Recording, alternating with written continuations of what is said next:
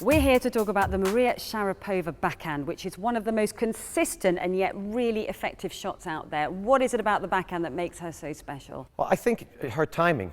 She has beautiful timing. She very often hits the middle of the racket again, and it's an effective shot on clay courts. We've seen that at the French Open, where she's won twice, and of course she's won Wimbledon. So she can hit it with a little bit of spin.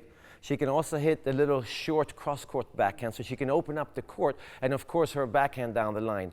The other thing you have to add to it is because she's so tall, it's very difficult to get to her backhand, to find a weakness. Because she has such good timing, she can hit a low backhand even though she's tall, but because she's tall, she's also powerful up above her shoulders. So yes, you have to play to the other side when you play against Maria Sharapova.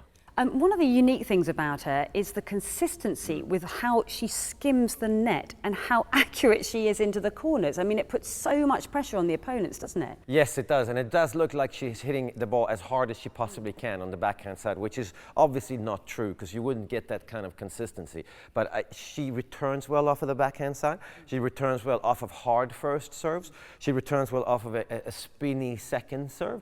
She can defend off of her backhand side. We've seen at the French Open now she's started to slide into her backhand sometimes, so there's really no weakness at all.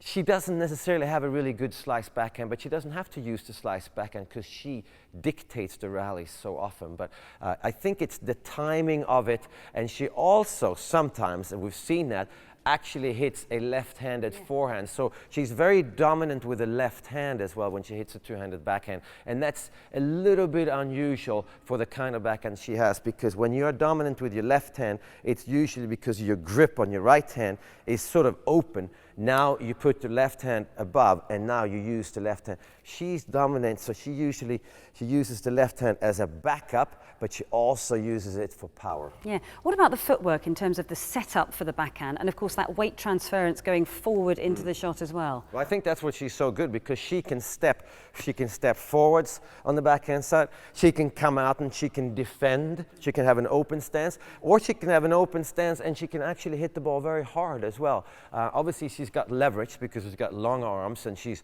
so tall. But again, it's the timing.